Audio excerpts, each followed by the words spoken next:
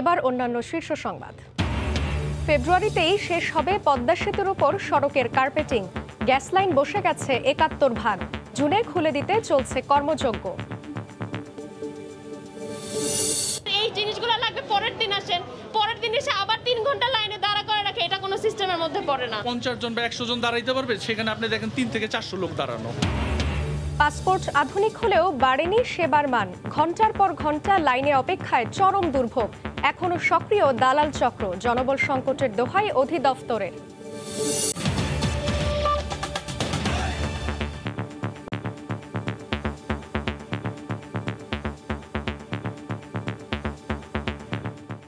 পঞ্চম ধাপের ইউপি নির্বাচনের একদিন আগেই ভোলায় সহিংসতায় উত্তপ্ত ভোটের মাঠ। সকালে ভেদুরিয়া ইউনিয়নে ২ চেয়ারম্যান প্রার্থীর সমর্থকদের মধ্যে সংঘর্ষ ও ধাওয়া পাল্টা ধাওয়া হয়েছে। এতে আহত হয়েছেন অন্তত ২৫ জন। ঘটনার পর থেকেই পুরো এলাকায় থমথমে পরিস্থিতি বিরাজ করছে। মোতায়েন রয়েছে অতিরিক্ত পুলিশ। নাসির উদ্দিন লিচনের তথ্য ও উৎপল দেবনাথের ছবি নিয়ে রিপোর্ট। পঞ্চম ধাপের ইউপি নির্বাচনকে ঘিরে আবারও উত্তপ্ত ভোলা। সোমবার ভেদুরিয়া ইউনিয়নে আওয়ামী লীগ ও স্বতন্ত্র চেয়ারম্যান প্রার্থীর সমর্থকদের মধ্যে সংঘর্ষ হয়। ধাওয়া পাল্টা চলে দুই পক্ষের মধ্যে। লাঠিসোঁটা ও ইটপাটকেল নিয়ে সংঘর্ষে জড়িয়ে পড়েন তারা, যা চলে ঘণ্টাব্যাপী। এছাড়া দেশীয় অস্ত্রশস্ত্র নিয়ে মহড়া দিতে দেখা যায় দুই পক্ষকেই। পুলিশ পরিস্থিতি নিয়ন্ত্রণে আনতে গেলে আরও মারমুখী হয় উভয় পক্ষের লোকজন। এ সময় পুলিশও লাঠিচার্জ করে। পুলিশ জানায়, সোমবার দুপুর ১২টার দিকে ব্যাংকের হাট কলেজ এলাকায় গণসংযোগের সময় নৌকার প্রার্থী আব্দুল হাই ও স্বতন্ত্র প্রার্থী মোস্তফা কামালের লোকজনের মধ্যে এ সংঘর্ষ হয়। ভাঙচুর করা হয় ঘর ও দোকানপাট।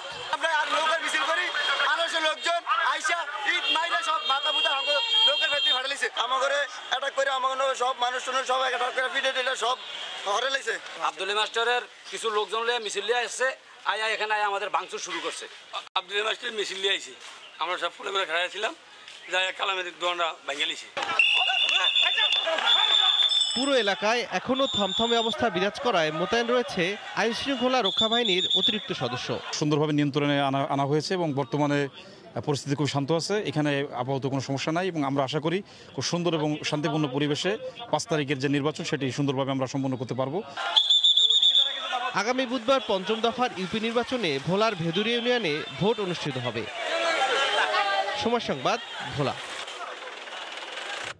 সবশেষ পরিস্থিতি জানাতে এই মুহূর্তে ভোলার ভেদুরিয়া ইউনিয়নে আছেন সহকর্মী নাসির উদ্দিন লিটন। সরাসরি যাচ্ছি তার কাছে। লিটন। সাদিয়া, পুলিশের কঠোর অবস্থানের কারণে ভোলার ভেদুরিয়ার ২ চেয়ারম্যান প্রার্থীর মধ্যে যে সহিংসতা, সংঘর্ষ, ধাওয়া পাল্টা ধাওয়া হয়েছিল সেটা এখন মোটামুটি শান্ত এবং পুলিশের নিয়ন্ত্রণে রয়েছে। কিছুক্ষণ আগে আমরা ভোলার অতিরিক্ত পুলিশ সুপার মোহাম্মদ ফরহাদ সর্দারের সাথে কথা বলেছি। তিনি জানিয়েছেন যে নির্বাচনী পরিবেশ সুষ্ঠু রাখার জন্য তাদের যতটা কঠোর হওয়া প্রয়োজন তারা ততটাই কঠোর হয়ে আইন শৃঙ্খলা রক্ষাকারী বাহিনী সেই পরিমাণ পরিস্থিতি শান্ত রাখার জন্য চেষ্টা করবে। আর ঘটনার কথা যদি বলি, আজকে ১২টার সময় ভোলার ভেদুরিয়া ইউনিয়ন পরিষদের স্বতন্ত্র প্রার্থী মোস্তফা কামাল এবং নৌকা প্রতীকের প্রার্থী জনাব আব্দুল হাই মাস্টার, দুইজনের সমর্থকদের মধ্যে এলাকায় আধিপত্য বিস্তার নিয়ে আসলে এই সহিংসতার ঘটনা ঘটে। আমরা যেটা দেখেছি যে দফায় দফায় এখানে ধাওয়া পাল্টা ধাওয়ায় দেশি যে ধারালো অস্ত্র আছে তারা এই অস্ত্র এবং লাঠি সোঁটা, নৌকার লগি বৈঠা নিয়ে তারা এই সহিংসতায় জড়িয়ে পড়ে। তো এখন পর্যন্ত আমরা যেটা দেখতে পাচ্ছি যে এখানে আমাদের পাশে একটা নৌকা প্রার্থীর নির্বাচনী অফিস ছিল, সেটাও এর আগে ভাঙচুর এবং অগ্নিসংযোগের ঘটনা ঘটেছে। তো দুই প্রার্থীরই পাল্টাপাল্টি অভিযোগ যে তাদের সমর্থকদের উপরে হামলা হচ্ছে একের পর এক এবং পিটিয়ে কুপিয়ে তাদেরকে আহত করা হচ্ছে এবং এখন পর্যন্ত দুই প্রার্থীর পক্ষ থেকে যে দাবি করা হচ্ছে সেখানে প্রায় ২৫ জন আহত হওয়ার খবর আমরা জানতে পেরেছি। এই ইউনিয়নে গতকাল বিকালেও দুপুরেও কিছুটা উত্তেজনা ছড়িয়ে পড়েছিল, ধাওয়া পাল্টা দেওয়ার ঘটনা ঘটেছিল। পুলিশ এবং নির্বাহী ম্যাজিস্ট্রেট তখন এই পরিস্থিতিটা কঠোরভাবে তারা নিয়ন্ত্রণ করেছে। তো আজকে নির্বাচনের প্রচার প্রচারণার শেষ দিন, এই শেষ মুহূর্তে এসে বেশ উত্তাপ ছড়িয়েছে ভেদুরিয়া সহ ভোলার কয়েকটি ইউনিয়নে। তো আইন শৃঙ্খলা রক্ষাকারী বাহিনী এবং যারা নির্বাহী ম্যাজিস্ট্রেট যারা দায়িত্বে রয়েছেন তারাও আপ্রাণ চেষ্টা চালিয়ে যাচ্ছেন যে এই পরিস্থিতি নিয়ন্ত্রণে রেখে আগামী 5 জানুয়ারি পঞ্চম ধাপে যে ইউপি নির্বাচনের ভোট গ্রহণ সেটিকে একটি উৎসব মুখর পরিবেশে যেন সম্পন্ন করতে পারে। তো সাদিয়া, এ ছিল আমার কাছে ভোলার বেদুরিয়া থেকে সহিংসতার বর্তমান পরিস্থিতির সর্বশেষ খবর।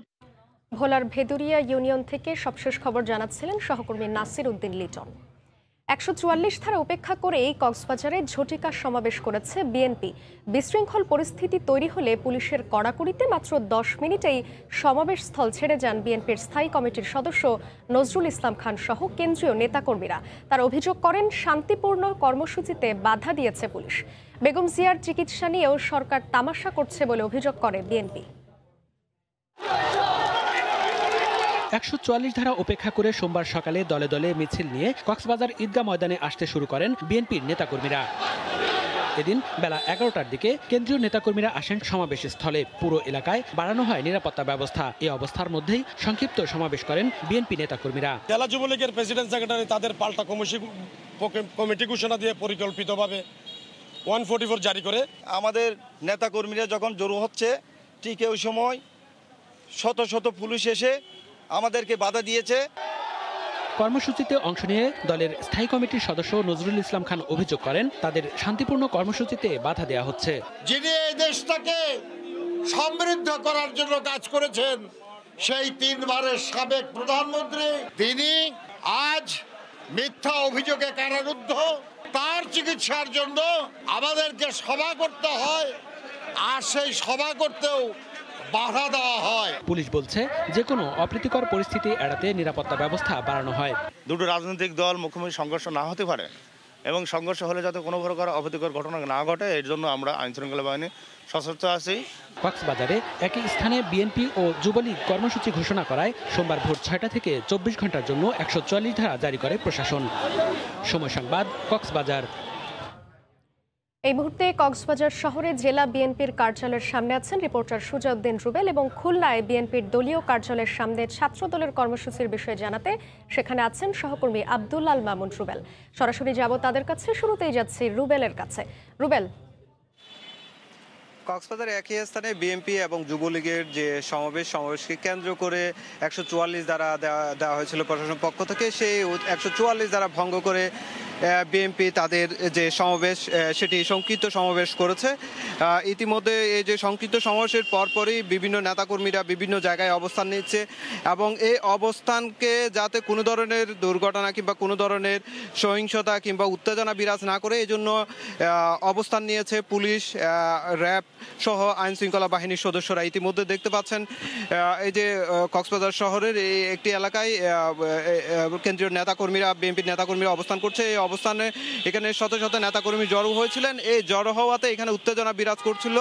এক পর্যায়ে উত্তেজনা যাতে কোনো ধরনের এখানে জানমালের ক্ষতি না হয় এজন্য অবস্থান নিয়েছে আইনশৃঙ্খলা বাহিনী। ইতিমধ্যে এখানে আইনশৃঙ্খলা বাহিনী দীর্ঘ সময় ধরে অবস্থান করছে এবং তারা চেষ্টা করছেন কোনো ধরনের যাতে কোনো ধরনের অপ্রীতিকর ঘটনা না ঘটে। এই ব্যাপারে আমরা কক্সবাজার জেলা পুলিশের পুলিশ সুপার হাসানুজ্জামানের সঙ্গে কথা বলেছিলাম। তিনি যে বিষয়টি বলছে যে দুই দলের দুটি সমাবেশকে কেন্দ্র করে উত্তেজনা যাতে বিরাজ না করে, কোনো ধরনের অপ্রীতিকর ঘটনা যাতে না ঘটে এই জন্য তারা ব্যবস্থা নিয়েছেন এবং তারা চেষ্টা করছেন যাতে কোনো ধরনের অপ্রীতিকর ঘটনা না হয়। অন্যদিকে বিএনপির যারা কেন্দ্রীয় নেতাকর্মীরা অভিযোগ করেছেন এই যে তারা সমাবেশ করতে পারেনি, তাদের কয়েক ঘন্টার সমাবেশ ছিল, সেটি তারা অনেকটাই প্রশাসনের বাধার সম্মুখীন হয়েছেন এবং বাধার সম্মুখীন হয়ে তারা অনেকটাই গুটিয়ে তারা সংক্ষিপ্ত সমাবেশ করেছেন এবং সমাবেশে কেন্দ্রীয় নেতা যিনি ছিলেন স্থায়ী কমিটির সদস্য নজরুল ইসলাম খান, তিনি যে বিষয়টি অভিযোগ করেছেন তাদেরকে বাধা দেওয়া হচ্ছে। বাধা দেওয়ার কারণে তারা যে পর্যাপ্ত তাদের যে সমাবেশটি করেনি, সরকার এটি পরিকল্পিতভাবে এই সমাবেশকে বাধাগ্রস্ত করেছে বলে তিনি অভিযোগ করেছেন। অপরদিকে বেগম খালেদা জিয়ার চিকিৎসা নিয়েও সরকার তামাশা করছে বলে তিনি অভিযোগ করেছেন, কারণ তাকে চিকিৎসার জন্য বিদেশ পাঠানো হচ্ছে না। এটি বারবার তারা বিএনপির পক্ষ থেকে দাবি জানানো হচ্ছে, কিন্তু সরকার কোনোভাবে সেটি কোনো ধরনের সুরাহা করছে না বলে তারা অভিযোগ করেছেন। তো এখন আমরা চলে যাচ্ছি খুলনায় আমাদের সহকর্মী মামুনের কাছে। দলের ৪৩তম প্রতিষ্ঠা বার্ষিকীতে খুলনায় সাবেক ছাত্রনেতাদের সংবর্ধনা এবং গণজমায়েতের যে আয়োজন করেছে ছাত্রদল তা কিন্তু ইতিমধ্যে শুরু হয়েছে। বেলা ২টার সময় বিএনপির যে দলীয় কার্যালয় সে কার্যালয়ে কিন্তু ইতিমধ্যে সমাবেশ শুরু হয়েছে। ছাত্রদলের এই সমাবেশকে মূলত দুটি ভাগে ভাগ করা হয়েছে। প্রথম ভাগে খুলনার যারা সাবেক ছাত্রনেতা রয়েছেন তাদেরকে কিন্তু সংবর্ধনা দেওয়া হবে, বিশেষ করে যারা বিভিন্ন সময়ে সভাপতি এবং সাধারণ সম্পাদকের দায়িত্ব পালন করেছেন। এরপরে কিন্তু ছাত্র গণজমায়েত করবে তারা। তো যদিও এটি ছাত্র দলের প্রতিষ্ঠা বার্ষিকী, তবুও এখানে কিন্তু আসলে তারা কোনো আনন্দ মিছিল বা এই ধরনের কোনো কিছু করছে না। আমরা দুপুর ১টার পর থেকে এই দলীয় কার্যালয়ের সামনে ছাত্রদল সহ বিএনপির বিভিন্ন পর্যায়ের নেতাকর্মীদের ছোট ছোট মিছিল আসতে দেখেছি। সেসব মিছিল কিন্তু মূলত বিএনপি চেয়ারপারসন বেগম খালেদা জিয়ার সুচিকিৎসার দাবিতে এবং বিদেশে নিয়ে সুচিকিৎসার দাবিতে বিভিন্ন রকম স্লোগান তারা দিচ্ছিলেন। পাশাপাশি বেগম খালেদা জিয়ার মুক্তির দাবি তারা জানাচ্ছিলেন। যদি একটু জানিয়ে রাখি যে এখানকার যারা নেতাকর্মী আছেন তাদের সাথে আমরা কথা বলেছি, তারা আমাদেরকে জানিয়েছেন যে ইতিমধ্যে তারা কিন্তু পুলিশ প্রশাসনের কাছ থেকে অনুমতি নিয়ে এই সমাবেশটা করেছেন। তারা বলেছেন যে তারা লিখিত আবেদন করেছিলেন এবং তার পরিপ্রেক্ষিতে বিএনপির দলীয় কার্যালয়ের সামনে কিন্তু মৌখিকভাবে ইতিমধ্যে তারা অনুষ্ঠান শুরু করেছেন। আমরা যদি বলে থাকি এখানে কিন্তু আজকের এই যে সমাবেশ, সেই সমাবেশে যিনি প্রধান অতিথি থাকার কথা রয়েছে সাবেক ছাত্র দলের যিনি কেন্দ্রীয় নেতা হাবিবুন নবী খান সোহেল, তিনি এই মঞ্চে প্রধান অতিথি হিসেবে উপস্থিত থাকবেন। এছাড়া সাবেক আরেক কেন্দ্রীয় ছাত্রদলের নেতা আজিজুল বারী হেলাল, তারও এখানে আসার কথা রয়েছে। আমরা এখানকার পুলিশ প্রশাসনের সাথেও কথা বলেছি, তারাও আমাদেরকে এই সমাবেশে অনুমতি দেওয়া হয়েছে তেমনটি জানিয়েছেন। যদিও সমাবেশের দুই প্রান্তে কিছু ব্যারিকেড দেওয়া রয়েছে, কিন্তু বলা হচ্ছে যেন এই ব্যারিকেড কিন্তু আসলে দেওয়া হয়েছে এই সমাবেশের ভালোভাবে করার জন্যই। তো আমার কাছে খুলনা থেকে ছাত্র দলের প্রতিষ্ঠা বার্ষিকী উপলক্ষে আয়োজিত গণজমায়েতের এই ছিল সর্বশেষ। সাদিয়া। বিএনপির নেতাকর্মীদের সমাবেশের বিষয়ে বিস্তারিত জানাতে কক্সবাজার থেকে যুক্ত ছিলেন রিপোর্টার সুজাউদ্দিন রুবেল এবং খুলনা থেকে যুক্ত ছিলেন সহকর্মী আব্দুল্লাহ আল মামুন রুবেল। বিএনপির কর্মসূচিতে সরকার বাধা দিচ্ছে না, বরং সহযোগিতা করছে বলে মন্তব্য করেছেন আওয়ামী লীগের সাধারণ সম্পাদক ওবায়দুল কাদের। সকালে তার বাসভবনে এক ব্রিফিংয়ে তিনি বলেন, বিএনপির অভ্যন্তরীণ কোন্দলের দায় সরকারের ওপর চাপানো তাদের স্বভাব। বিএনপি অপপ্রচার চালিয়ে যাচ্ছে, তাদের কর্মসূচিতে নাকি সরকার বাধা দিচ্ছে। তাদের মিথ্যাচার সর্বজন বিদিত। বাধা তো নয়, সরকার বরং সহযোগিতা করছে। সরকার সহযোগিতা না করলে ৩২ জেলায় পর্যন্ত সমাবেশ কি করে করলো? তাদের অভ্যন্তরীণ কোন্দলের দায় তারা সরকারের উপর চাপায়। বিএনপি কোথাও কাজে মিল নেই, একথা দেশবাসী জানে। তাদের ডাবল স্ট্যান্ডার্ড নীতি তাদেরই রাজনীতির অন্যতম বাধা। রাষ্ট্রপতির সংলাপে অংশ না নিয়ে বিএনপি দায়িত্বহীনতার পরিচয় দিচ্ছে বলে মন্তব্য করেছেন আওয়ামী লীগের যুগ্ম সাধারণ সম্পাদক মাহবুবুল আলম হানিফ। সকালে আওয়ামী লীগের সাবেক সাধারণ সম্পাদক সৈয়দ আশরাফুল ইসলামের তৃতীয় মৃত্যুবার্ষিকী উপলক্ষে রাজধানীর বনানী কবরস্থানে শ্রদ্ধা নিবেদন শেষে তিনি আরও বলেন, বেগম জিয়া সুস্থ হয়ে ঘরে ফিরুক, সেটাই চায় আওয়ামী লীগ। আওয়ামী লীগের দুঃসময়ে সবসময় সোচ্চার ছিলেন সৈয়দ আশরাফুল ইসলাম। দুইবার দলের সাধারণ সম্পাদকের দায়িত্ব পালন করেন তিনি। কাজ করেন স্থানীয় সরকার মন্ত্রণালয় ও জনপ্রশাসন মন্ত্রণালয়ের মন্ত্রী হিসেবেও। এছাড়াও বিভিন্ন সময়ে গুরুত্বপূর্ণ পদে ছিলেন সৈয়দ আশরাফ। সোমবার তৃতীয় মৃত্যুবার্ষিকীর দিন সকালে বনানী কবরস্থানে তার কবরে শ্রদ্ধা জানানো হয়। সৈয়দ আশরাফ স্মৃতি সংসদের ব্যানারে শ্রদ্ধা নিবেদন করেন আওয়ামী লীগের যুগ্ম সাধারণ সম্পাদক মাহবুবুল আলম হানিফ। তিনি বলেন, দেশের রাজনৈতিক অঙ্গনে তার ভূমিকা জাতি মনে রাখবে। সভ্য রাজনীতি বা একজন মানুষের মধ্যে যে সভ্য আচরণ সেগুলা সৈয়দ আশরাফুল ইসলামের কাছ থেকে অনুকরণীয় ছিল। সাংবাদিকদের প্রশ্ন উত্তরে হানিফ বলেন, রাষ্ট্রপতির সংলাপে অংশ না নিয়ে দায়িত্বহীনতার পরিচয় দিচ্ছে বিএনপি। এতে যদি কেউ অংশ না নেয় সেটা আমরা মনে করি তাদের দায়িত্বশীলতার পরিচয় তারা দিবে। আমার বিশ্বাস যে সকলে অংশ নেবেন। আর সংলাপে এক্ষেত্রে অংশ যদি একটা দল না নেয় তাও মহানের রাষ্ট্রপতিকে নির্বাচন করার বাধ্যতা অনুযায়ী। আওয়ামী স্বেচ্ছাসেবক লীগ, বঙ্গবন্ধু সাংস্কৃতিক জোট সহ কয়েকটি সংগঠনও শ্রদ্ধা জানায়। জনপ্রশাসন মন্ত্রণালয়ের পক্ষে শ্রদ্ধা নিবেদন করেন প্রতিমন্ত্রী ফরাদ হোসেন। অত্যন্ত বুদ্ধিমান, দূরদর্শী একজন রাজনীতিবিদ। আমরা সৈয়দ আশরাফ ভাইকে হারিয়েছি, আমাদের এটা অপূরণীয় একটা ক্ষতি। এদিকে সৈয়দ আশরাফুল ইসলামের জন্য দেশবাসীর কাছে দোয়া চেয়েছেন পরিবারের সদস্যরা। তিনি কখনোই আড়ম্বর পছন্দ করতেন না, তার সেই ইচ্ছার প্রতিফলনই আমরা পরিবারের পক্ষ থেকে তার এই দিনটিকে অনাড়ম্বরভাবেই নিভৃতে পালন করার চেষ্টা করি। 2019 সালে 3 জানুয়ারি 67 বছর বয়সে মারা যান সৈয়দ আশরাফ। রোজিনা রোজি, সময় সংবাদ, ঢাকা। দুপুরের সময় আরও থাকছে। জমে উঠেছে নারায়ণগঞ্জ সিটি নির্বাচনের প্রচারণা। তৃতীয় পক্ষের ইশারায় চলছেন তৈমুর, অভিযোগ আইভীর। গণদাবিতে মাঠে নেমেছেন পাল্টা জবাব তৈমুরের।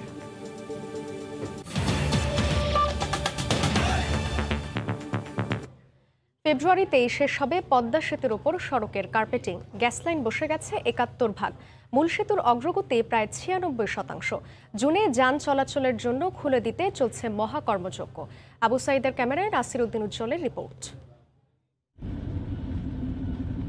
পদ্মা সেতুর অবকাঠামোর কাজ শেষ প্রায়। যান চলাচলের জন্য খুলে দিতে এখন পুরো দমে চলছে শেষ ধাপের খুঁটিনাটি কাজ। সেতুর বুকে দেয়া হচ্ছে ওয়াটারপ্রুফ লেয়ার। এই লেয়ারগুলোই সেতুর ভেতরে পানি প্রবেশ ঠেকাবে, এতে সেতুর আয়ু 100 বছর নিশ্চিত করবে। লেয়ারের উপরেই হচ্ছে কার্পেটিং। ওয়াটারপ্রুফিং ওয়ার্কের অগ্রগতি 14.5% এবং কার্পেটিংয়ের অগ্রগতি 2.05 ভাগ। আর ভায়াডাক্টে কার্পেটিং হয়েছে 8.94%। গ্যাস পাইপলাইনের অগ্রগতি 71.85 ভাগ। 400 কেবি টিএল প্ল্যাটফর্ম 68% সম্পন্ন হয়ে গেছে। আর রেলওয়ে ভায়াডাক্টে প্যারাপেট ওয়ালের অগ্রগতি 66.85%। সংযোগ সেতুতে স্টিল ল্যাম্প পোস্টের কাজ হয়েছে 19.54%। কাজের অগ্রগতিতে খুশি পদ্মাপাড়ের মানুষ। প্রধানমন্ত্রী শেখ হাসিনা পদ্মা সেতু ঘুরে গেছে, এখন কাজে করতে বাইরে গেছে, কাজ আমরা অনেক খুশি আছি। এই পদ্মা সেতু দিয়ে গাড়ি চলতেছে, আমাদের অনেক ভালো লাগতেছে। এখন পুরো ফিনিশিং হয় নাই, আরও কিছু কাজ বাকি আছে। শুক্রবার প্রধানমন্ত্রীর সেতু পরিদর্শনের পর যেন কাজের গতি আরও বেড়েছে। সেতু যথাসময়ে খুলে দিতে মুভমেন্ট জয়েন্ট সম্পন্ন হলেই কার্পেটিংয়ের কাজে গতি আসবে। প্যারাপেট ওয়াল আর ডিভাইডার একসাথে আমরা কথা বলছি, দুইটা সবগুলো কাজ একসাথেই হয়েছে, ওই কাজও হয়ে গেছে। এখন আমাদের কাজ হবে অ্যাসফল্ট কংক্রিট। তো যেহেতু আমরা মাঝখানের জয়েন্টগুলো করতেছি, ট্রাক মুভমেন্ট করতে পারবো না, যার জন্য অ্যাসফল্ট কংক্রিটের কাজ এখন কম হচ্ছে। মূল সেতুর অগ্রগতি প্রায় 96% আর নদী শাসন কাজের বাস্তব অগ্রগতি 87.50%। পদ্মা সেতুর সার্বিক অগ্রগতি 89.5%। মুন্সিগঞ্জের মাওয়া থেকে নাসির উদ্দিন উজ্জ্বল, সময় সংবাদ। পাসপোর্ট আধুনিক হলেও সেবার মানে লাগেনি আধুনিকতার ছোঁয়া। কাঙ্ক্ষিত সেবা পেতে ঘন্টার পর ঘন্টা লাইনে অপেক্ষায় দুর্ভোগের যেন শেষ নেই। পূর্ব নির্ধারিত সময়ে বায়োমেট্রিক দিতে এসেও ফিরে যেতে হচ্ছে অনেককে। এ অবস্থায় সুযোগ পাচ্ছে দালাল চক্র। তবে পাসপোর্ট অধিদপ্তর বলছে, জনবল বাড়ানো হলে দেশের মানুষ পাসপোর্ট অফিসে বিশ্বমানের সেবা পাবে। সাদাত রহমতুল্লাহর রিপোর্টে বিস্তারিত।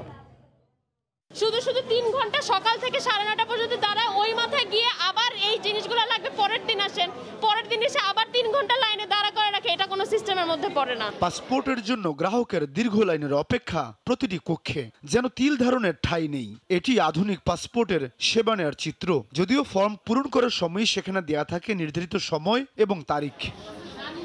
সকাল থেকে বায়োমেট্রিক দিতে সাধারণ মানুষের দীর্ঘ সারি, বসার সুযোগ নেই। ঘন্টার পর ঘন্টা অপেক্ষার পর কাউকে ফিরতে হচ্ছে সেবা না নিয়েই। দুজন অফিসার করে বাড়িয়ে দেওয়া হয়, তাহলে মানুষগুলো ভোগান্তি ভোগে না। তথ্য অনুযায়ী আমি সাবমিট করেছি, পাসপোর্ট নিতে আসছি, আমার তথ্য সঠিক বল। সেবার মান অত্যন্ত নিম্নমানের, এখানে উচিত লোকবল বাড়ানো। যেখানে দাঁড়িয়ে থাকতে মানে থামবে না, ঘামবে না, এরকম নীতিবান ছাড়া করছে, কিন্তু অবস্থা দৃষ্টি সেরকম মনে হচ্ছে না। আগারগাঁও পাসপোর্ট অফিস প্রতিদিন গড়ে 1000 মানুষকে সেবা দেওয়ার সক্ষমতা থাকলেও শুধু বায়োমেট্রিক দিতেই এই অফিসে হাজির হন 2500 জন, আর অন্যান্য সেবা নেন আরো 3000। এতে সেবার পরিবর্তে শিকার হন দুর্ভোগের। জায়গা আছে ধরেন 50 জন বা 100 জন দাঁড়াইতে পারবে, সেখানে আপনি দেখেন 3 থেকে 400 লোক দাঁড়ানো। এই যন্ত্রণা থেকে মানুষ কবে বাঁচবে? আমার মনে হয় যে এর কোনো উপায় দেখতেছি না। গত কয়েক বছরে পাসপোর্ট অফিসে অবকাঠামোগত উন্নয়নের পাশাপাশি আধুনিক সেবা দেওয়ার কথা থাকলেও জনবল সংকটে তা ম্লান হয়ে যাচ্ছে, আর সেই সুযোগ নিচ্ছে দালাল চক্র। 50 জন কর্মকর্তার কাজ 5 জন করতেছে, আর 2500-র জন্য আমাদের বায়োমেট্রিক এনরোলমেন্ট অফিসার লাগবে 75 জনের মতো। আমার এখানে আছে 28 জন। আমরা তো কাউকে ফেরত দিচ্ছি না, কিন্তু আমরা করতেছি। সকাল 8টা থেকে শুরু করে রাত্রি 8টা-9টা বাজে, কিন্তু এটা কয়দিন করতে পারবো? ঢাকা অফিসগুলোর পাশাপাশি জনবল সংকট রয়েছে বিভাগীয় অফিসগুলোতে। সংকট সমাধানে 2016 সালে প্রথম 6000 জনবল চেয়ে স্বরাষ্ট্র মন্ত্রণালয়ে আবেদন করে পাসপোর্ট অধিদপ্তর। 5 বছর পর সেখানে মাত্র 350 জনবল নিয়োগের অনুমোদন দিয়েছে মন্ত্রণালয়। যে জনবল বাড়ছে সেটা দিয়ে সেবা দেওয়া আমাদের জন্য একটু কষ্ট হবে। এখানে প্রশিক্ষণের জন্য জনবল ইনক্লুড করার প্রয়োজন। ই পাসপোর্টের যে সেন্ট্রাল যে টেকনিক্যাল ইস্যুটা আছে সেটার জন্য জনবল প্রয়োজন, আর আমাদেরকে এনরোলমেন্ট করার জন্য জনবল প্রয়োজন। দেশের 72টি আঞ্চলিক পাসপোর্ট অফিসে 2021 সালে ই পাসপোর্ট কার্যক্রম চালু হয়। এমআরপি থেকে ই পাসপোর্টের যুগে প্রবেশ করলেও সেবার মানে বাড়েনি আধুনিকতার এতটুকু ছোঁয়া। পাসপোর্ট অফিসে সাধারণ মানুষের নিত্যদিনের সঙ্গী দুর্ভোগ আর হয়রানি। পাসপোর্ট অধিদপ্তর বলছে সেবার মান বাড়ানোর জন্য প্রয়োজন দক্ষ জনবল, তাহলে সম্ভব সাধারণ মানুষকে কাঙ্ক্ষিত সেবা দেয়া। সাদাত রহমতুল্লাহ, সময় সংবাদ, ঢাকা। মিয়ানমার এবং ভারত ভিত্তিক সন্ত্রাসী গ্রুপগুলোর সহযোগিতায় আন্তর্জাতিক মাদক ব্যবসায়ীরা বাংলাদেশে ভয়ঙ্কর মাদক আইস বাজারজাত করছে। এর সঙ্গে জড়িত স্থানীয় ইয়াবা কারবারি ও পাহাড়ি বিভিন্ন সন্ত্রাসী গ্রুপ। প্রথম দিকে নেশায় অভ্যস্ত করতে অনেকটা বিনামূল্যে সরবরাহ করলেও এখন কোটি টাকায় বিক্রি করছে প্রতি কেজি আইস। মাদকদ্রব্য নিয়ন্ত্রণ অধিদপ্তরের এক গোপন প্রতিবেদনে উল্লেখ করা হয়েছে মাদক পাচারের চাঞ্চল্য করে তথ্য। শাখাউত টিপুর ক্যামেরায় বিস্তারিত জানাচ্ছেন কমল দে। গত 9 মাসে বৃহত্তর চট্টগ্রামের বিভিন্ন স্থানে আইন শৃঙ্খলা বাহিনীর হাতে ধরা পড়া ক্রিস্টাল মেথ বা আইসের 22টি চালান নিয়ে অনুসন্ধান শুরু করে মাদকদ্রব্য নিয়ন্ত্রণ অধিদপ্তর। এতে বের হয়ে আসছে মিয়ানমার সীমান্তরক্ষী বাহিনীর সহযোগিতায় বাংলাদেশের সীমান্ত ঘেঁষে গড়ে তোলা হয়েছে সবগুলো আইস কারখানা। মিয়ানমার এবং ভারত ভিত্তিক সন্ত্রাসী গ্রুপগুলো এসব কারখানা নিয়ন্ত্রণ করলো। তাদের সাথে রয়েছে আন্তর্জাতিক মাদক পাচার চক্র। ঘনিষ্ঠ সহযোগী হিসেবে রয়েছে বাংলাদেশের মাদক ব্যবসায়ীরাও। মিয়ানমার থেকে এটার অরিজিনটা বাংলাদেশে যেটা আসছে, নাফ এবং সমুদ্র পথ দুই পথটাকেই তারা ব্যবহার করছে। ইয়াবাটা তো লঞ্জিভিটি কম, 3 মাস পরে হয়তো অ্যামফিটামিনটা নষ্ট হয় না, কিন্তু এর সাথে যে পাউডারটা নষ্ট হয়ে যাচ্ছে। কিন্তু ক্রিস্টাল ম্যাথটা দীর্ঘদিন ধরে টিকে থাকে, তো এই জন্য তারা চাচ্ছে যে এটাকে যদি ক্রিস্টাল ম্যাথে রূপান্তর করা যায় তাদের লাভটা বেশি ভালো হবে। ইয়াবার চেয়ে পরিবহনের সহজ এবং কয়েক গুণ বেশি লাভজনক হয় আইস পাচারের দিকে ঝুঁকছে আন্তর্জাতিক চক্রটি। দুর্গম এলাকাগুলোতে মিয়ানমার এবং ভারতীয় সন্ত্রাসী গ্রুপগুলোর শক্তিশালী অবস্থান থাকায় আইনশৃঙ্খলা বাহিনীও প্রতিরোধে কিছু করতে পারছে না। বিষয়টি উদ্বেগজনক উল্লেখ করে শক্ত হাতে দমন করার কথা বলছেন নিরাপত্তা বিশ্লেষক। ওই পাশে আছে ওয়া এবং কোকাংরা এটাতে জড়িত, এবং সেখানে মিয়ানমারের আইনশৃঙ্খলা রক্ষাকারী বাহিনীরও তেমন একটা বেশি তাদের কোনো কন্ট্রোল নাই। আমাদের এখানে যেগুলি ধরা পড়ছে এরা ক্যারিয়ার উৎপাদনকারী, যেখানে সেখানে কিন্তু যদি আঘাত করা না হয় তাহলে এটা আসবেই। এদিকে র্যাবের আরেক অনুসন্ধানে বের হয়ে এসেছে সাগর ও সড়ক পথ ছাড়াও পাহাড়ি সীমান্ত এলাকা দিয়েও ক্রিস্টাল মেথ আসছে বাংলাদেশে, আর এর সঙ্গে জড়িত পাহাড়ি বিভিন্ন সন্ত্রাসী গ্রুপ। যেসব কারখানায় আগে ইয়াবা তৈরি হতো সেসব কারখানাতেই এদের পাশাপাশি ক্রিস্টাল মেথটা তৈরি হচ্ছে এবং তারা একই রুটই ব্যবহার করছে। মাদকদ্রব্য নিয়ন্ত্রণ অধিদপ্তর ও র্যাবের তথ্য মতে মিয়ানমারের কারখানা পর্যায়ে প্রতি কেজি আইস বিক্রি হয় মাত্র 5 লাখ টাকায়। এরপর সীমান্ত পেরিয়ে টেকনাফে 10 লাখ, কক্সবাজারে 15 লাখ, চট্টগ্রামে 25 লাখ ও সবশেষ রাজধানীতে 75 লাখ থেকে 1 কোটি টাকায় বিক্রি হয়। কমল দে, সময় সংবাদ, চট্টগ্রাম। জাপানি 2 শিশু 23 জানুয়ারি পর্যন্ত মায়ের কাছে থাকবে বলে আদেশ দিয়েছেন আপিল বিভাগ। সকালে 2 শিশুকে নিয়ে আদালতে হাজির হন মা নাকানো এরিকো। পরে প্রধান বিচারপতি হাসান ফয়েজ সিদ্দিকের নেতৃত্বে আপিল বিভাগের 3 সদস্যের বেঞ্চ 23 জানুয়ারি পর্যন্ত শুনানি মুলতবি করেন। তবে এই সময়ে বাবা শরীফ ইমরান সকাল 9টা থেকে রাত 9টার মধ্যে যে কোনো সময় সন্তানদের সঙ্গে দেখা করতে পারবেন। বর্তমানে 2 শিশুকে নিয়ে বাড়িধারার একটি হোটেলে থাকছেন মা নাকানো এরিকো। এর আগে জাপানি 2 শিশু বাবার কাছেই থাকবে বলে আদেশ দিয়েছিল হাইকোর্ট। এর রায়ের বিরুদ্ধেই আপিল করেন নাকানো এরিকো। চীন থেকে ভুয়া ডাক্তারি সনদের প্রতারণা মামলায় আগাম জামিন না দিয়ে এক আসামিকে জেলে পাঠালেন হাইকোর্ট। বাকি ১৩ আসামিকে গ্রেফতারের দুদক, আইজিপি ও র্যাবকে নির্দেশ দেওয়া হয়েছে। সকালে আগাম জামিন নিতে কথিত চিকিৎসক হাইকোর্টে আসেন। আদালত শুনানি শেষে জামিন না দিয়ে শাহবাগ থানা পুলিশের হাতে তুলে দেন। রাষ্ট্রপক্ষের আইনজীবী জানান, চীনের তাইশান মেডিকেল কলেজ থেকে এমবিবিএস সনদ দেন তারা। পরে পররাষ্ট্র মন্ত্রণালয়ের মাধ্যমে চীনের সঙ্গে যোগাযোগ করে জানা যায় তাদের সনদ জাল। তারা ট্যুরিস্ট ভিসায় চীনে গেলেও পড়েননি তাইশান মেডিকেল কলেজে। এমন প্রতারণায় ঘটনায় ক্ষুব্ধ চীনও।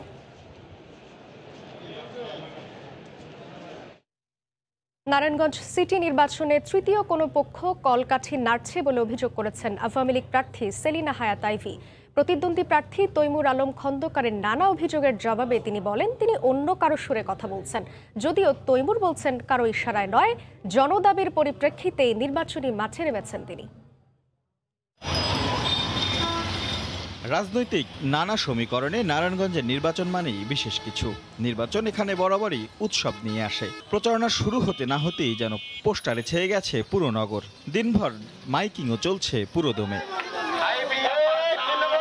তফসিলের পর থেকেই অলিগলি আর চায়ের দোকান সবখানেই আড্ডা, আলোচনায় এখন নির্বাচন। যারা কাজ করবে ভালো তাদেরকে চাই আমরা। সিনটা চুরিছে আমার যাতে ওইটা বন্ধ হয়ে যায়, ওইটি আমরা চাই। আমরা তো কারো কোনো প্রার্থী কাছে টাকা চাই না।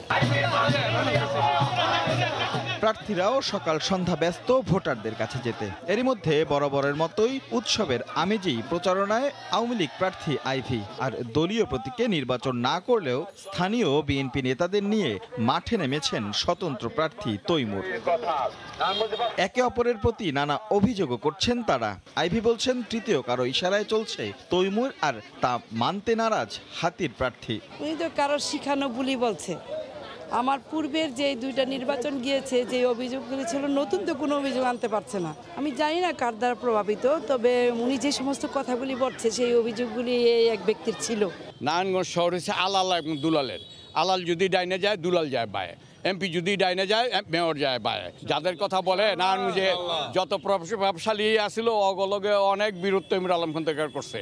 উন্নয়নের ধারাবাহিকতায় নৌকার জয় হবে বলে বিশ্বাস টানা দুইবারের মেয়রের। আর তৈমুর বলছেন, পরিবর্তনের ডাকেই মাঠে নেমেছেন তিনি। আমি তো ইনশাল্লাহ 100% আশাবাদী। আমি জয় সুনিশ্চিত। আমাকে আমার মা বোনরা ইনশাল্লাহ আমাকে ভোট দিবে, অবশ্যই আমার বাইরেও দিবে। 100 বছরকে সামনে রেখে আমি একটা গ্র্যান্ড মাস্টার প্ল্যান তৈরি করব, যেটা জনগণের মতামতের উপরে ছেড়ে দেব।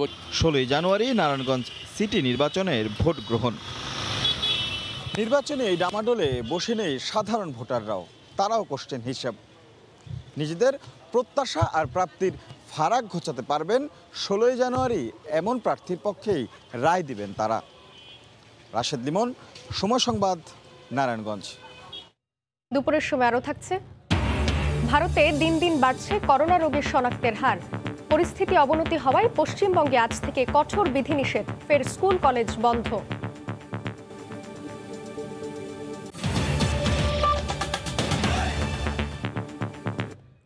নতুন বছরের শুরুতেই বাজারে ভোক্তা পর্যায়ে কমল এলপিজির দাম। সকালে Bangladesh energy regulatory commission BERC January মাসে গ্যাসের যে দাম নির্ধারণ করেছে, তাতে সিলিন্ডারের দাম কমেছে গেল মাসের তুলনায়। 2022-এর জানুয়ারি মাসের জন্য এলপিজির নতুন দাম ঘোষণা করে বিইআরসি। বিজ্ঞপ্তিতে বলা হয়েছে, ভোক্তা পর্যায়ে প্রতি 12 কেজি এলপিজি সিলিন্ডারের মূল্য নির্ধারণ করা হয়েছে 1178 টাকা। এছাড়া পরিবহনে ব্যবহৃত অটোগ্যাস প্রতি লিটার বিক্রি হবে 54 টাকা 94 পয়সায়, যা গেল মাসের চেয়ে 2 টাকা কমেছে। গেল বছরের শেষ নাগাদ টানা এলপিজির দাম বাড়লেও চলতি বছরের শুরুতেই এলপি গ্যাসের দাম কিছুটা কমালো সরকার। নতুন দাম কার্যকরের এই সিদ্ধান্ত আজ সন্ধ্যা 6টা থেকে কার্যকর হবে বলে জানিয়েছে বাংলাদেশ এনার্জি রেগুলেটরি কমিশন।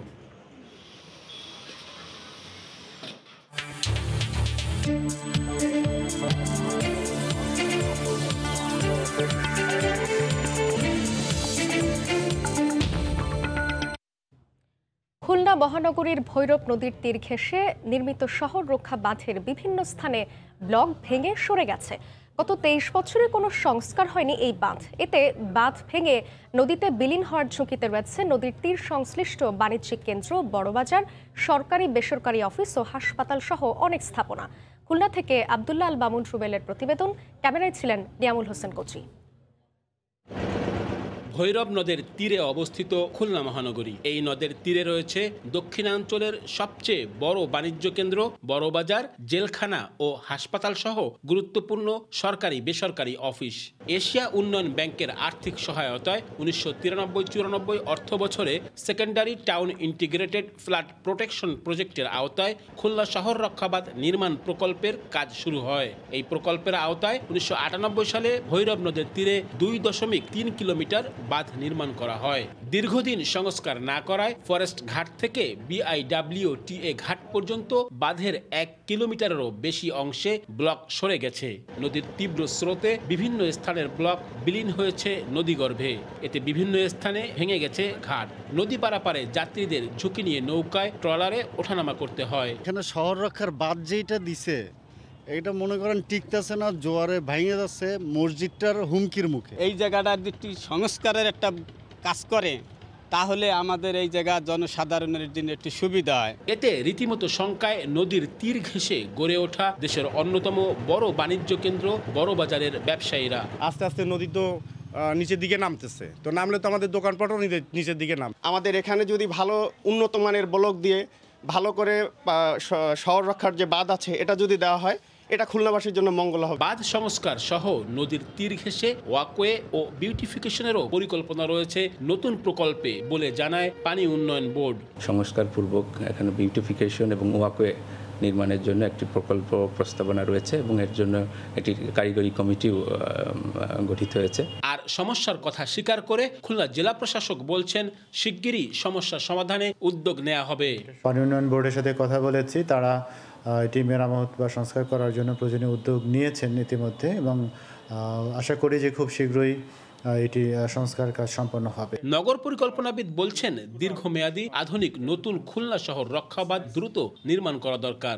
আমরা আগামী 50 থেকে 100 বছর পরে খুলনা শহর কোথায় থাকবে সেই শহরের ওই অবস্থাকে চিন্তা করে আমাদের এই যে ক্রিটিক্যাল ইনফ্রাস্ট্রাকচার শহর রক্ষাবাঁধ, আমাদের শহরকে রক্ষার ব্যবস্থা ইমিডিয়েটলি নিতে হবে। খুলনা জেলখানা ঘাট, সদর হাসপাতাল ঘাট, খুলনা বড়বাজারে আনুমানিক 400 দোকানঘর রয়েছে। আব্দুল্লাহ আল মামুন, রুবেল, সময় সংবাদ, খুলনা। চট্টগ্রামের প্রাণ কর্ণফুলী নদী রক্ষায় এবার নদীর মাঝে প্রতিবাদী সংবাদ সম্মেলন করলেন চট্টগ্রাম নদী ও খাল রক্ষা আন্দোলনের নেতাকর্মীরা। এ সময় হাইকোর্টের নির্দেশনা অনুযায়ী উচ্ছেদ অভিযান পরিচালনা করে নদীকে আগের অবস্থায় ফিরিয়ে আনার দাবি জানান তারা। আশরাফুল আলম মামুনের ক্যামেরায় শফিকুল আলমের প্রতিবেদন। দখল আর দূষণে মরণদশা চট্টগ্রামের প্রাণ কর্ণফুলী নদীর। প্রতিনিয়ত ভরাট হচ্ছে তীর, দূষণে হারাচ্ছে জীববৈচিত্র্য। কর্ণফুলী যখন মৃত্যুর মুখে তখন তা রক্ষায় সোমবার সকালে নদীর তীর ও শাখা নদীর মোহনা পরিদর্শন করেন চট্টগ্রাম নদী ও খাল রক্ষা আন্দোলনের নেতাকর্মীরা। মাঝের ঘাট থেকে হালদা নদীর মোহনা পর্যন্ত 16 কিলোমিটার এলাকা পরিদর্শন করেন তারা। তুলে ধরেন নানা সমস্যার কথা। বালুর পাইপের কারণে আস্তে আস্তে উমা যায়, এটা মুখে দিয়ে ভরে যাইতে আছে, একদিক দিয়ে কাটে আর দিক দিয়ে ভরে যাইতে আছে। আমরা সামনে যাই নিতাম, এখন সামনে যাই নেওয়া যায় না, এখন গাড়ি দিয়ে আনিয়ে দিতে অনেক কষ্ট। আর এখানে ফিশিং এর ঘাট, এখানে আমাদের বোট রাখতে বহুত কষ্ট হয়। ভিতরে তো এখান দিয়ে ঢুকতে পারে না, এখান দিয়ে সর হয়ে গেছে। আমরা এখানে আইলে একদিন 7-8-10 দিন থাকতে হয়। পরে নদীর তীরে অবৈধ স্থাপনা উচ্ছেদের দাবিতে নদীর মাঝে ব্যতিক্রমী সংবাদ সম্মেলন করে সংগঠনটি। এ সময় হাইকোর্টের নির্দেশনা অনুযায়ী নদী আগে অবস্থায় ফিরিয়ে আনার দাবি জানান তারা। হাইকোর্টের নির্দেশ অনুযায়ী দুপার যে দখলকারী আছে, দখলকে উচ্ছেদ করার জন্য আমাদের এই দাবি। উচ্ছেদ করে কর্ণফুলী পূর্বের অবস্থায় ফিরিয়ে নিয়ে আসা হলো আমাদের আজকের এই দাবি। বন্দরের অব্যবস্থাপনা এবং জেলা প্রশাসনের উদাসীনতার কারণে কর্ণফুলী নদীকে কিভাবে তীরে তীরে হত্যা করা হচ্ছে। খনন, ড্রেজিং এবং পার সুরক্ষা না করার কারণে এটা দখল করে এখন সেটাকে হত্যা করা হচ্ছে। হাইকোর্টের নির্দেশে কর্ণফুলীর তীরে 2019 সালে 230টি অবৈধ স্থাপনা উচ্ছেদ করা হলেও এখনও প্রায় 2000টি অবৈধ স্থাপনা রয়ে গেছে। অর্থনীতির লাইফলাইন চট্টগ্রাম বন্দর পুরোপুরি নির্ভর করে এই কর্ণফুলী নদীর উপর। এবার এই কর্ণফুলী নদীকে বাঁচাতে ব্যতিক্রমী নদীর মাঝখানে সংবাদ সম্মেলন করল নদী রক্ষা আন্দোলন। শফিকুল আলম, সময় সংবাদ, চট্টগ্রাম। দেশের উত্তরাঞ্চলে জেঁকে বসেছে শীত। বিশেষ করে তীব্র ঠান্ডায় নাকাল উত্তরাঞ্চলের জনজীবন। ঘন কুয়াশা আর হিমেল বাতাসে বিপাকে খেটে খাওয়া মানুষ। পৌষের এই মাঝামাঝিতে দেশের বিভিন্ন জেলায় আবারও হাড় কাঁপানো শীত, দিনভর ঘন কুয়াশা। ঘর থেকে বের হলেই শরীরে কাঁপন ধরায় হিমেল বাতাস। বেলা গড়ালেও কুয়াশায় পথঘাট ঢাকা থাকায় বিভিন্ন সড়কে যানবাহনগুলো চলাচল করছে হেডলাইট জ্বালিয়ে। শীত আর ঘন কুয়াশার থাবায় বিপর্যস্ত জনজীবন। অত্যন্ত ঠান্ডা, মানুষ ঘর থেকে বের হতে পারতেছে না। মেঘের আবহাওয়া খুব খারাপ, ধীরে ধীরে পানি পড়তেছে। ঠান্ডা কাছে খুবই, গরিব মানুষ আমরা চলতে ফিরতে পারি না। তীব্র শীতের কারণে ব্যাহত হচ্ছে নিম্ন আয়ের মানুষের জীবন জীবিকা। খুব ঠান্ডায় কাজকর্ম করতেও আমাদের খুবই কষ্ট। ঠান্ডার জন্য কাজ করতে পারতেছি না, কাজও পাওয়া যাচ্ছে না। সরকার যদি একটু কম্বলের ব্যবস্থা করে তাহলে বেশ ভালো হয়। আরও 2-1 দিন সারা দেশের তাপমাত্রা 2 থেকে 3 ডিগ্রি কমতে পারে বলে জানিয়েছে আবহাওয়া অফিস। সাদিয়া আফরিন, সময় সংবাদ। বাংলাদেশ বিমান বাহিনী মহিলা কল্যাণ সমিতি শীতবস্ত্র বিতরণ কর্মসূচি শুরু হয়েছে। সকালে বাফার সভানেত্রী তাহমিদা হান্নানের দিক নির্দেশনায় কেন্দ্রীয় পরিষদে কার্যক্রম শুরু করে। এই উদ্যোগের অংশ হিসেবে দরিদ্র শীতার্তদের মাঝে 2500 কম্বল বিতরণ করা হবে। ঢাকার কুর্মিটোলা ও তেজগাঁও এলাকা সহ চট্টগ্রাম, যশোর, টাঙ্গাইল, বগুড়া, লালমনিরহাট, মৌলভীবাজার ও শমশেরনগরে বাফুয়ার বিভিন্ন আঞ্চলিক ও উপ আঞ্চলিক শাখার মাধ্যমে এই কার্যক্রম পরিচালনা করা হবে।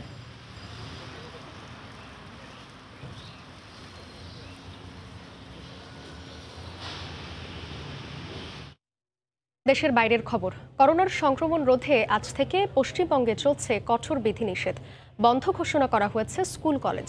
একই সঙ্গে রাত থেকে কার্যকর হবে রাত্রিকালীন কারফিউ। এদিকে কড়াকড়ি আরোপের মধ্যেই দেশ জুড়ে চলছে টিকাদান কার্যক্রম। দেওয়া শুরু হয়েছে 15 থেকে 18 বছর বয়সীদের টিকাদান। কলকাতা থেকে বিশ্বজিৎ দাসের ক্যামেরায় সুব্রত আচার্যের রিপোর্ট। গেল বছরের ডিসেম্বরের প্রথম দিন পশ্চিমবঙ্গে করোনা আক্রান্তের সংখ্যা ছিল মাত্র 126 জন।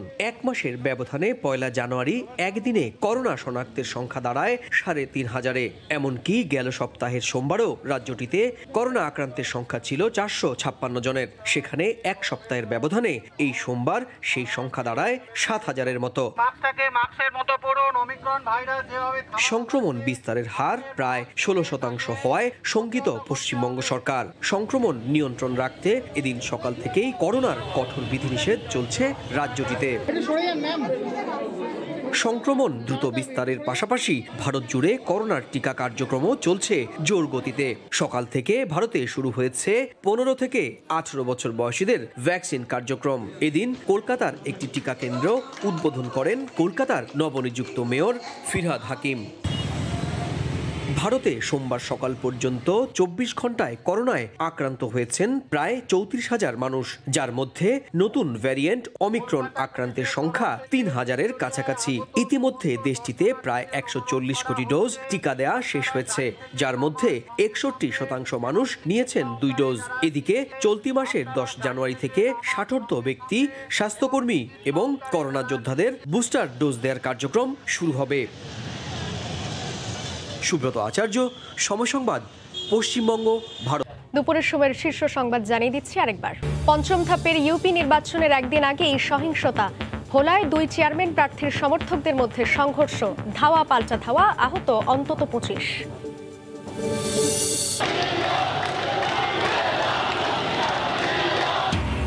$144 ধারা উপেক্ষা করে কক্সবাজারে বিএনপির ঝটিকা সমাবেশ। কর্মসূচিতে বাধা দেওয়ার অভিযোগ। বাধা নয়, সহযোগিতা করছে সরকার, বলছে আওয়ামী লীগ। এবং ফেব্রুয়ারিতেই শেষ হবে পদ্মা সেতুর উপর সড়কের কার্পেটিং। গ্যাস লাইন বসে গেছে 71 ভাগ, জুনে খুলে দিতে চলছে কর্মযজ্ঞ।